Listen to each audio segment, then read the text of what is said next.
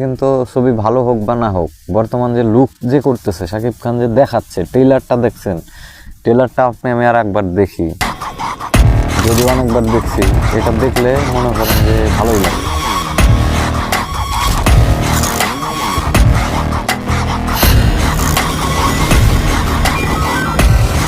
দেখছেন, অসাধারণ background music, অসাধারণ সব কিছু,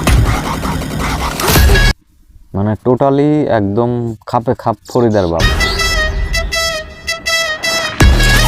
আমি সাকিব ভক্ত না, তবে সাকিবের এই মুভিটা দেখে, মানে ট্রেলারটা দেখে অনেক ভালো লাগছে, যেটা ইন্ডিয়ান ইউটিউবাররাও এটারে নিয়ে গবেষণা করছে। দেশের ফিল্মকে ভালোবাসুন।